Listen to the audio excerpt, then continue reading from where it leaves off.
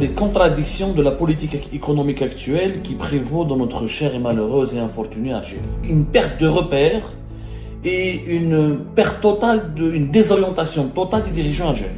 Le 28 juin, les importateurs du Kaba, il y a des contrebandiers en Algérie, ces contrebandiers, je m'appelle Kaba, les importateurs du Kaba ont été autorisés par l'État algérien, par les autorités algériennes, à lancer leur activité dans un cadre légal où les contrebandiers, les importateurs du Kaba deviennent des auto-importateurs ou des micro-importateurs. Ils n'ont pas besoin de registre de commerce, ils payent uniquement 5% de droits de douane, ils ne sont pas soumis à des obligations de contrôle, etc. Alors que les entreprises algériennes qui ont un registre de commerce, qui ont des employés, qui payent des cotisations sociales, elles, on l'a demandé aux banques de bloquer toutes leurs opérations d'importation. Des opérations d'importation de matières premières ou de services qui sont essentiels pour les activités de production et le fonctionnement des entreprises. Ça s'est passé le 9 juillet. Pourquoi? Parce que les réserves de change du pays sont en train de baisser drastiquement, comme on l'a expliqué. C'est illogique la manière avec laquelle l'économie algérienne est gouvernée en ce moment. Un pays qui encourage et soutient les contrebandiers, les importateurs de Kaba, mais qui casse les entreprises qui produisent des richesses et qui créent des emplois,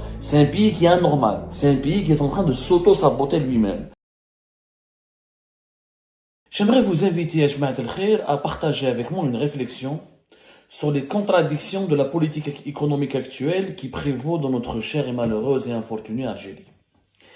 Regardez ces contradictions, approfondissons ensemble leur analyse et déduisons ensemble que les dirigeants actuels du régime qui monopolise le pouvoir de décision dans notre pays est frappé d'une incohérence mentale. Cette incohérence mentale, elle traduit une perte de repères et une perte totale, une désorientation totale des dirigeants algériens. Ensemble, l'analyse, les faits d'abord. Le 28 juin, sort le décret signé par le Premier ministre Nadir Arbaoui, dans l'édition du journal officiel du 29 juin. Ce décret du 28 juin permet aux auto-importateurs, il crée une nouvelle catégorie économique qui n'existe nulle part à travers le monde, qui s'appelle les auto-importateurs. Les importateurs du Kaba, il y a des contrebandiers en Algérie, ceux qui avaient l'habitude de faire la contrebande, parce que la contrebande, c'est pas uniquement utiliser des véhicules 4x4 et de ramener des marchandises ou de faire évader des marchandises via les frontières terrestres. Il y a la contrebande qui se déroule via le transport maritime et aérien international et des individus, algériens ou étrangers, ramènent une quantité limitée ou illimitée ou une certaine quantité de marchandises sans les déclarer, sans payer aucun droit de taxe, aucun droit ni taxe douanière, et ils viennent les commercialiser en Algérie en toute illégalité. Ces contrebandiers, les importateurs du Kaba, ont été autorisés par l'État algérien, par les autorités algériennes, à lancer leur activité dans un cadre légal, le plus légal possible, le plus normalement légal à travers le monde, où c'est inédit à travers le monde encore une fois, où les contrebandiers, les importateurs du Kaba deviennent des auto-importateurs ou des micro-importateurs. Ils bénéficient de plusieurs privilèges, parmi lesquels un droit de douane de 5% uniquement, et la possibilité d'utiliser jusqu'à 24 000 euros, presque 24 000 euros, c'est l'équivalent de 1,8 million de dinars. Le taux de change officiel, c'est 11 000 euros et presque 12 000 euros. 2 fois par mois, ils peuvent aller importer l'équivalent de 24 000 euros de marchandises depuis l'étranger pour ensuite les commercialiser en Algérie. Il suffit juste qu'ils fassent quelques déclarations. Ils n'ont pas besoin de registre de commerce. Ils payent uniquement 5% de droits de douane. Ils ne sont pas soumis à des obligations de contrôle, etc. Ils doivent juste déclarer sur une plateforme numérique quelles quantités, quel type de marchandises ils veulent importer, et ensuite doivent faire une déclaration au niveau des douanes en Algérie, c'est tout. Qui va les contrôler, la qualité de ces produits, est-ce que ces produits seront conformes respectueux des normes de santé et de sécurité. C'est juste un engagement que ces micro-importateurs algériens doivent respecter, mais il n'y a pas d'autorité qui va les contrôler, parce que les douaniers algériens ne sont pas habilités à contrôler les normes sanitaires et les normes industrielles. Ça, c'est des laboratoires spécialisés, des organismes spécialisés. Ils sont juste là pour prélever les droits de douane et voir ce que les quantités importées les quantités de marchandises importées respectent le seuil limité qui est de l'équivalent de 12 000 euros. 2 fois par mois, ça veut dire 24 000 euros fixés par les autorités algériennes. Donc ça, c'est le 28 juin. L'État algérien dit aux micro-importateurs, prenez les devises Prenez les devises du pays, allez-y dépenser-les comme vous voulez à l'étranger, juste payez 5% de droits de douane, ouvrez un compte bancaire à la Banque extérieure d'Algérie, prenez la carte de micro-importateur, micro-auto-importateur, et vous faites des déclarations minimalistes, et vous vous engagez à ne pas mettre la santé de nos concitoyens en danger. Et certains produits interdits, prohibés, ou la soumis des autorisations spécifiques, vous ne pouvez pas les importer. Ça, c'est le 28 juin. Le 9 juillet, les entreprises algériennes, elles, alors les micro-importateurs, les importateurs du Kaba sont encouragés, protégés. On leur donne la possibilité d'utiliser jusqu'à 24 000 euros par mois. Ils payent des droits de douane symboliques, 5% uniquement. Alors que les entreprises algériennes qui ont un registre de commerce, qui ont des employés, qui payent des cotisations sociales, qui payent des impôts sur le revenu, qui payent des droits de douane qui peuvent aller jusqu'à plus de 60% pour certains produits, elles, on l'a demandé aux banques de bloquer toutes leurs opérations d'importation. Pas des opérations d'importation de produits finis, des opérations d'importation de matières premières ou de services qui sont essentiels pour les activités de production et le fonctionnement des entreprises. Ça s'est passé le 9 juillet. Pourquoi? Parce que les réserves de change du pays sont en train de baisser drastiquement, comme on l'a expliqué, et que l'État algérien a décidé de réduire brutalement la facture des importations. Et pour réduire brutalement la facture des importations, il demande aux banques, il a instruit depuis le 9 juillet, avec un effet rétroactif, de bloquer toutes les opérations d'importation des entreprises depuis le 1er juillet. Encore une fois, c'est important, des opérations d'importation, pas de produits finis, mais de matières premières ou de services ou de produits qui sont considérés comme essentiels pour le fonctionnement des activités des entreprises algériennes. Donc, ce sont des intrants de production ou de la matière première ou des services comme des logiciels, etc., ou des études ou des produits immatériels. Ce sont des services qui sont essentiels pour le fonctionnement des entreprises algériennes. Donc, les entreprises qui payent des impôts et des cotisations, qui respectent la loi, et qui ont des employés et qui participent à la croissance économique du pays, elles sont pénalisées, bloquées, elles ne peuvent pas importer. Il faut fournir un document extrêmement compliqué qui s'appelle le prévisionnel d'ici 6 mois et passer par 6 étapes et demander plusieurs autorisations de plusieurs ministères pour pouvoir travailler. Par contre, les importateurs du Kaba, qui sont des contrebandiers, qui n'emploient personne, qui payent pratiquement pas d'impôts, qui n'ont même pas de registre de commerce, qui doivent respecter quelques exigences minimalistes et qui n'apportent absolument aucune valeur ajoutée à l'économie algérienne, ces auto-importateurs sont protégés et même choyés et bichonnés et toutes les portes de l'importation leur sont ouvertes. Alors, j'anticipe les remarques et les critiques puisque certains partisans du pouvoir algérien vont me dire Abdou, tu mens, puisque les auto-importateurs ne vont pas utiliser les réserves d'argent, des devises, des réserves de change. Ils vont utiliser leurs propres devises. Alors que les entreprises algériennes, quand elles importent, ils vont utiliser les devises du pays qui sont dans les réserves de change. Je dis que vous mentez. Pourquoi? Les auto-importateurs et les importateurs du Kaba, ou les importateurs des Kaba, ou Jma'at el-Kaba, le lobby des Kaba maintenant, ou la mafia des Kaba, comment ils font pour ramener leurs devises? Ils vont dans le marché noir. Le marché noir, ce sont les devises du pays. C'est pas les devises des étrangers, c'est pas les devises des puissances étrangères, c'est pas les devises des lobbies étrangers. Les devises qui sont dans le marché noir, c'est des devises qui appartiennent à qui? Les retraités algériens en France. On a leur nombre, etc. Et on sait combien leur est transféré, presque 1 milliard de quelques euros. Là, les transferts de la diaspora algérienne qui habite à l'étranger, notamment en France et au Canada, qui transfèrent de l'argent vers son pays pour donner de l'argent pour que les Algériens de l'étranger financent le train de vie de leurs parents, de leur famille dans le pays, leurs besoins, etc. C'est des transferts de presque 1,8 jusqu'à 2 milliards de dollars. Et la troisième partie, qui était la guerre prospère, qui constitue une bonne partie du marché noir des devises, qui est aujourd'hui quasi inexistante, c'est les entreprises et les importateurs algériens. Quand ils importent depuis l'étranger, ils surfacturent et ce qu'ils récupèrent en devises à l'étranger, ils le rapatrient vers l'Algérie pour l'écouler sur le marché noir afin de gagner plus d'argent, puisque s'ils déclarent tout ce qu'ils importent, ou même les exportateurs le font, tout ce qu'ils exportent, ils sont obligés de passer par le taux de change officiel qui leur est défavorable, alors que le taux de change parallèle leur permet, quand ils vont échanger ou convertir leurs devises, de gagner beaucoup plus de marge. Les importations étant verrouillées, les activités de l'exportation du pays sont très peu diversifiées, très peu présentes et très peu solides.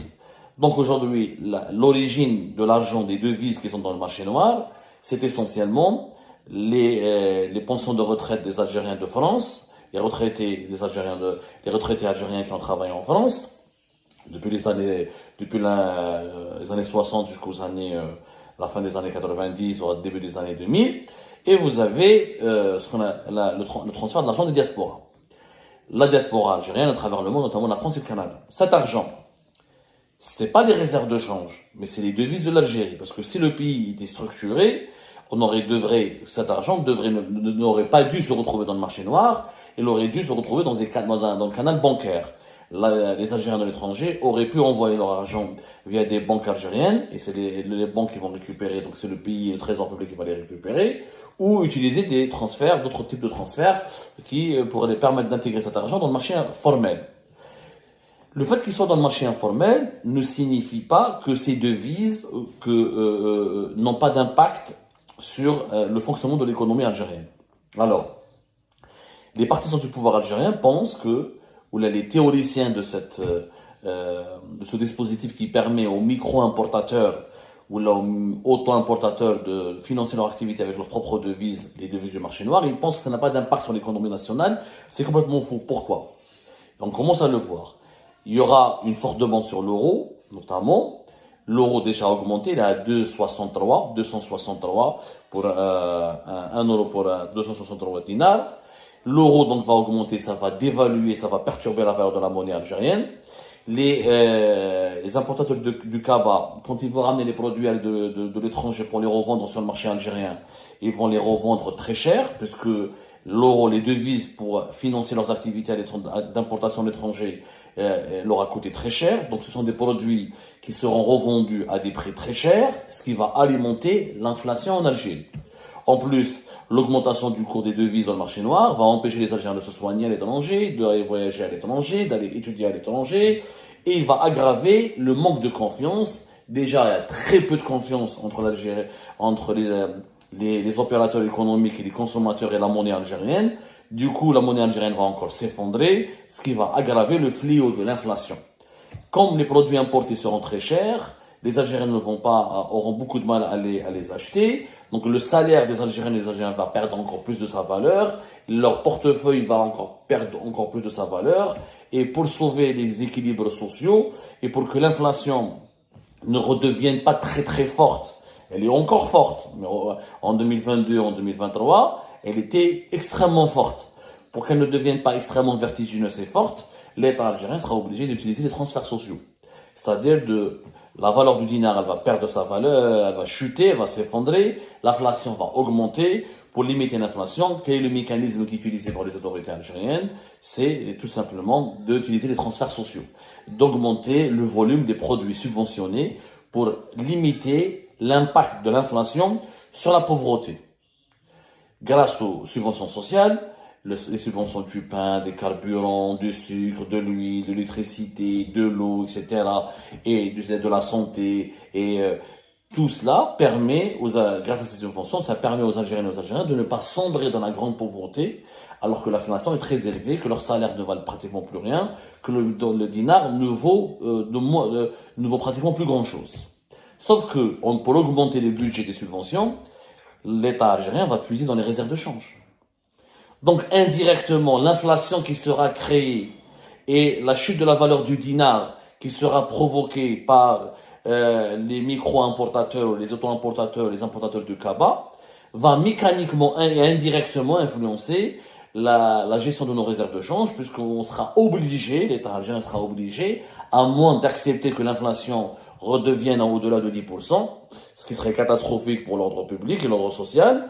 Alors, il sera obligé de financer à nouveau de rallonger les budgets pour les subventions sociales pour limiter l'impact de l'appauvrissement et de la paupérisation de la société. Quand les Algériens et les Algériens ne pourront pas acheter des produits importés pour consommer, ils vont se rabattre sur les produits subventionnés localement, le pain, etc., etc.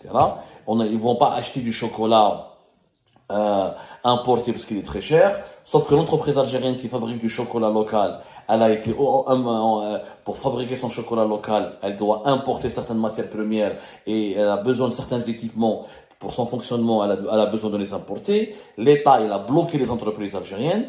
Donc le chocolat qui sera fabriqué localement, sa quantité va beaucoup s'affaiblir, la distribution du chocolat local va se compliquer, va être grandement perturbée, puisque sa production va faiblir, va baisser en raison des restrictions imposées pour l'importation des équipements et des matières premières essentielles pour la production de ce chocolat. Du coup, l'Algérien ne va pas acheter beaucoup de chocolat importé, il ne trouvera pas beaucoup de chocolat local. Pour ne pas crever de faim, il va consommer les produits locaux, les produits qui sont subventionnés, le pain, le sucre, etc.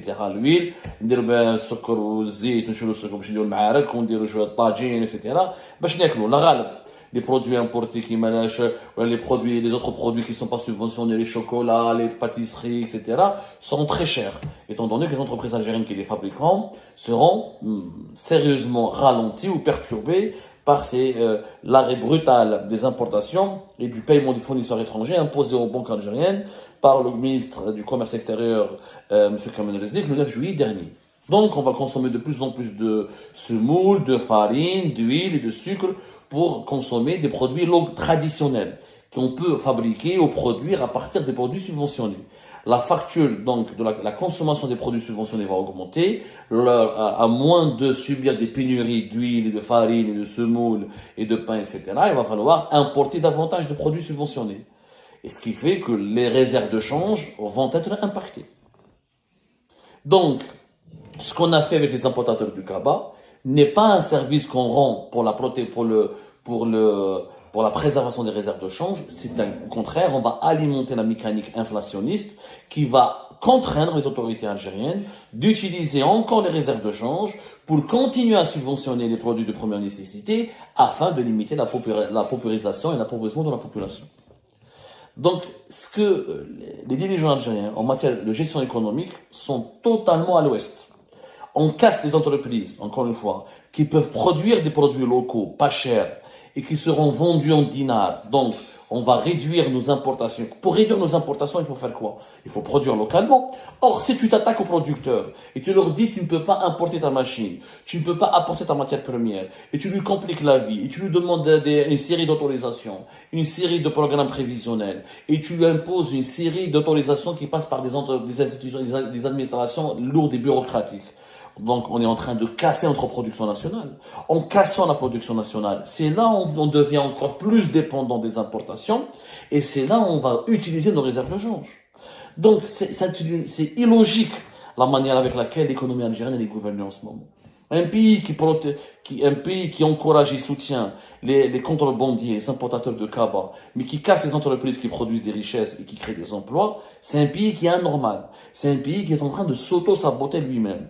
Et c'est ça ce que les dirigeants algériens n'arrivent pas à comprendre. Le chef d'entreprise qui crée des emplois, qui paye des impôts, qui paye des cotisations sociales, qui recrute, qui crée des emplois, et lui, il est pénalisé, saboté, et on transforme sa vie en cauchemar. Et le contrebandier, il ramène juste les devises du marché noir, lui, il va saboter la valeur du dinar, il va aggraver l'inflation directement et indirectement, et ben lui, il est protégé, il est encouragé.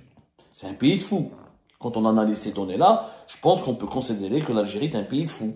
Donc on est mal dirigé. On est dirigé par des dirigeants, encore une fois, qui ne maîtrisent pas les notions élémentaires de l'économie. Pourquoi? Parce qu'ils sont dans le populisme, ils sont dans le court-termisme, ils ont une analyse superficielle des événements, et ils n'ont pas les compétences nécessaires d'approfondir les dossiers, leur analyse ou leur perception de certains dossiers clés et stratégiques de l'économie algérienne.